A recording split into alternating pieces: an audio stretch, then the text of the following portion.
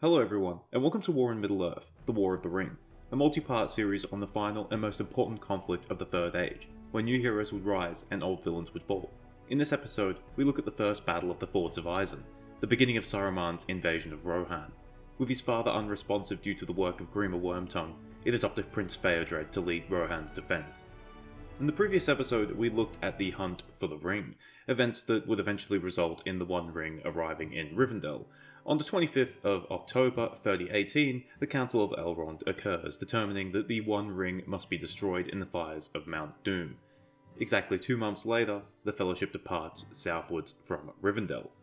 We'll get back to them in the next video. The main focus of this episode will be on Rohan. Now, Rohan has been in a bit of a downward spiral since the year of 3014. This is the year where longtime advisor of King Theoden, Grima, is bought by Saruman the White, and coincidentally, or perhaps not so coincidentally, this is the year where Theoden falls ill. This might have been partly from natural causes, as Theoden is now in his late 60s, but it's no doubt exacerbated by Grima. This is the beginning of a long-term subterfuge campaign by Saruman, in which he attempts to weaken Rohan by paralysing its leadership and sowing discontent amongst Rohan's leaders. Why is Saruman doing this? Well, it must be said that although Isengard is strong, Saruman does not have access to a seemingly endless manpower reserve like Sauron does. He doesn't really have the ability to defeat his enemies through brute strength, so he must weaken Rohan as much as possible before he commits to an invasion. All in all, he probably only has around 15,000 soldiers, certainly no more than 20,000, Uruk-hai, half-orcs, Dunlendings, and plain old orcs. While this gives Isengard the numerical advantage over Rohan, it must be mentioned that Rohan's troops are of much better quality. Saruman cannot afford to throw troops away recklessly, and he must pick his battles carefully. With Grima taking care of Theoden, Saruman's two biggest obstacles are Prince Feodred, son of the king, and Eomer, the king's nephew. Feodred is second Marshal of the Riddermark, also known as the Marshal of the Westmark, which makes up the lands of the Westfold, the Westmarch, and the West Emnet. Worth noting that the Westmarch has effectively defected to Saruman, as many of the people living there are of mixed Dunlendish Rohirric blood. Eomer is the third Marshal of the Riddermark, also known as the Marshal of the Eastmark, which makes up the Eastfold, the East Emnet, and the Wold. In the months prior, Eomer has ordered a general evacuation of the Wold and the East Emnet due to threat from across the River Anduin. In case you're wondering, Theoden is first Marshal of the Riddermark and is Marshal of the Fold, also known as the King's Land, but due to the King's condition, his authority has become somewhat lax of recent years, and this becomes important as we reach the year of 3019. Although King Theoden still has overall command of the muster of Rohan, Feodred and Eomer become increasingly independent as the war with Isengard nears. For that reason, Grima attempts to deal with them, at first by sowing discord between them, which fails, as Eomer and Feodred treat each other like brothers. Grima also cannot successfully sow discord between the king and his son, but he is successful in doing so between Theoden and Eomer. Grima paints Eomer as overly ambitious, seeking to supplant the king and his son. This is, of course, not true, but Theoden starts to believe it to an extent. With Theoden weak and Eomer now seen as a threat in the eyes of the king, it becomes clear to Saruman that Feodred is the only person that can now threaten him. Therefore, Feodred must be removed. And Saruman will soon get his chance. Come February 3019, Saruman begins to gather his forces outside the gates of Isengard. Feodred's scouts are aware of this, so they bring this news back to the Prince of Rohan, who is based out of Helm's Deep. Feodred is not surprised at this development, but he still wasn't expecting an attack so soon. He immediately creates a two-step plan. He would man the Fords of Isen, and then he would take the majority of his forces north to Isengard in an attempt to shatter Isengard's army before it could fully muster. With Feodred would go notable captain of the Rohirrim, Grimbold of Grimslade. Left behind at Helm's Deep is Erkenbrand, Lord of the Deeping Combe, and he would take command if something were to happen to Feodred. We need to talk about the Fords of Isen for a bit, because it plays an important role in the upcoming battles. If you take a quick glance at the Fords of Isen, you might see it as an excellent choke point that defends Rohan's western border. It's one of the two places where the Isen is actually crossable, and if you've played any of the Total War games, you're probably thinking, oh cool, the Rohirrim get a river crossing battle, which are usually very easy to win. But there's a flaw. I mentioned two crossable points. Well, the other crossable point is at Isengard, which is at the very source of the River Isen. So if you look at the map, you can see that Saruman's forces don't actually have to cross the fords of Isen. They can come down from both sides of the river. The western side has a road, so it's easier and faster, but the eastern side, despite the land being more rugged, is by no means impassable. This leaves the Rohirrim at a disadvantage, because if Theodred wants to attack across the fords, he must leave a force holding the eastern side. If he doesn't and Isengard takes the fords from behind him, he's basically stranded in enemy territory. Saruman's forces do not have this disadvantage and can retreat back to Isengard from both sides of the river. So Isengard has a tactical advantage before the battle even begins. They can attack and retreat from both sides of the river, whereas the Rohirrim cannot. Theodred is aware of this, and when he arrives at the fords in the early morning of the 25th of February, he divides his forces into two. He leaves an unknown amount of levied footmen from the Westfold on both sides of the river. On the eastern bank, he also leaves 3 companies of riders, as well as a horse herd for replacement mounts. He takes the rest of his forces, numbering 8 companies of riders and 1 company of archers, across the river, and turns them north towards Isengard. To clarify, a company is called an Eored in Rohirric, and each Eored is supposed to be 120 trained soldiers, well equipped, sometimes with the arms and armour coming from Gondor, and usually possessing a horse. So Theodred's attacking forces number around 1100 men, and the force defending the fords has 360 riders and infantry probably numbering in the low to mid hundreds. All in all, Theodred's army at the fords probably numbered somewhere between 1800 to 2000, and all of these men are drawn from the Westmark.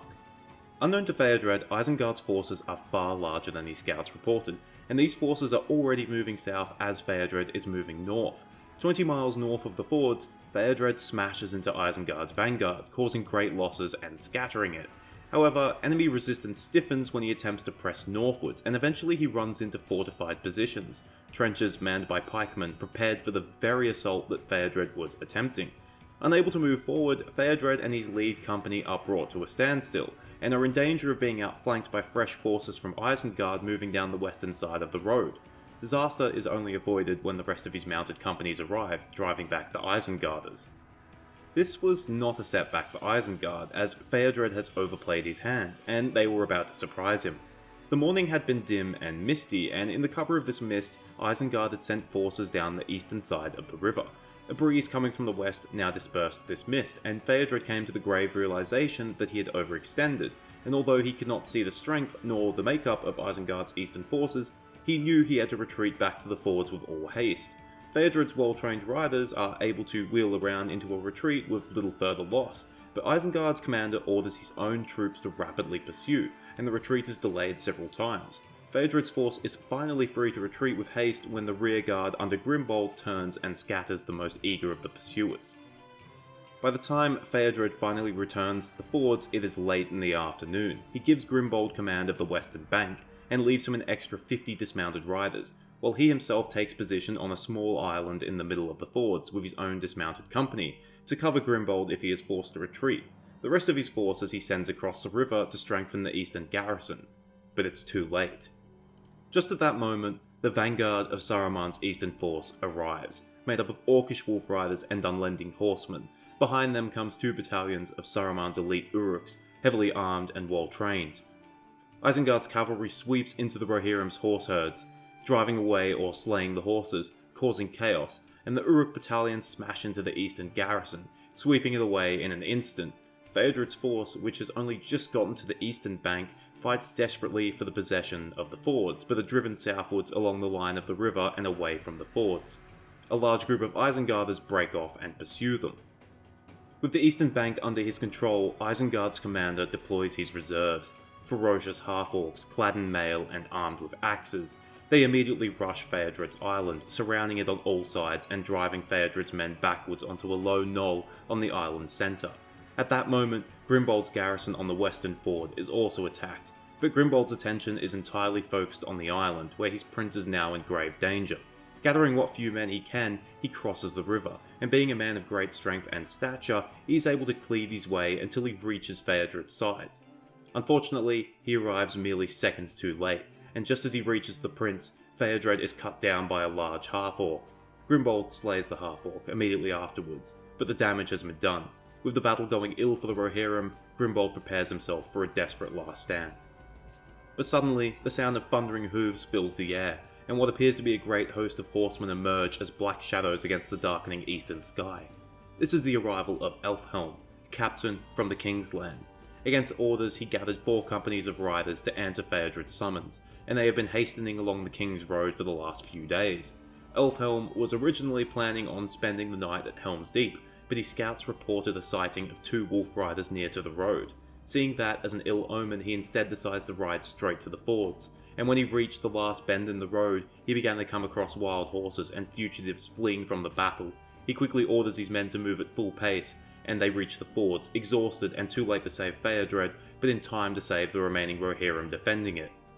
Faced with a sudden, unexpected assault, many of the Isengarders on the eastern bank flee north, and those that stand their ground are quickly defeated. Elfhelm sends 2 of his companies to pursue those that fled, and orders his 3rd company to dismount and hold the eastern bank. With his personal company, he charges across the river, smashing into the flank of the half-orc axemen, and they are eventually slain to the last man. Elfhelm himself dismounts and aids Grimbold, and the 2 of them slay 2 large axemen who are attempting to take Feodred's body. Speaking of Feodred, he is not yet dead, although he is mortally wounded. When Elfhelm and Grimbold attempt to lift him, he stops them, saying his last words, "Let me die here, to keep the fords till Eomer comes." Night falls as he passes. He is 41 at the time of his death, and he dies without child. Thus ends the first battle of the Fords of Isen, as those Isengarders not yet driven away suddenly retreat. The battle has been a disaster for the Rohirrim. Yes, they still hold the fords, but their losses, especially in horses, have been heavy, and now Prince Feodred is dead. What follows is a cold and sleepless night for those remaining at the fords, as they grimly await the return of Isengard's forces. What they get in the morning is a lot different, and far more hopeful. Instead of the Isengarders, many of the Rohirrim driven from the battle begin to trickle back towards the ford. Late in the morning on the 26th, most of Feodred's riders who were driven south return, and they are surprised to find the ford still in the hands of the Rohirrim. They recount that the Uruks continued to pursue them south and then westwards towards the hostile territory of the West March. With their backs against the wall, the Rohirrim gathered on a hill to make a last stand around midnight, only for the Uruks to suddenly retreat. Other Rohirrim who were scattered have similar tales to tell, of the Isengarders suddenly turning and retreating when the battle seemed lost. As it turns out, the commander of Isengard's forces had a very specific order: kill Feodred. There were no orders to take the fords or to complete the wholesale destruction of Rohan's defenders there. No, there was a single order, and once that order was achieved, the commander of the Isengarders was to withdraw his forces without giving further battle, and that is exactly what he did. One can definitely argue that perhaps this was a fatal error. It might have made far more sense for Saruman to commit the full strength of his forces, sweep away the remaining defenders at the fords, and then invade the Westfold. Reeling from the loss of their prince and still weighed down by their weakened king, the Rohirrim would likely not have been able to stage an effective defense. With hindsight, it is easy to judge, and Saruman certainly had his reasons for delaying his invasion even after the death of Feodred. After all, he has the king in his grasp, Eomer is out of favour, Feodred is dead, and it's not like Rohan is going to get any stronger. Or is it? For unknown to Saruman, things are about to change within Rohan, thanks to the unexpected arrival of an old foe of his. But he doesn't know that yet, so he's not worried. Why would he be? But you know who is worried? Grimbold and Elfhelm at the fords, and Erkenbrand at Helm's Deep. They are, for now at least, Rohan's final line of defense, and the future looks grim. They don't have the strength to hold back Isengard forever, and the question is not if Saruman takes the fords, but when. And when he does take the fords, Rohan will not be ready to fight back. Thank you for watching. I hope you enjoyed it, or at least found it interesting.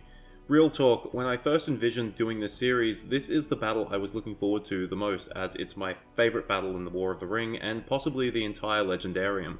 I had a lot of fun writing this, and I ended up having so much fun that the script got kind of out of hand large, so I made the choice to split the battle into 2 parts, which thankfully does make sense as there were 2 battles. So the second battle of the Fords of Isen will be next in the series. Until then, cheers, farewell, and remember, if a guy is known as Wormtongue, I don't recommend listening to him.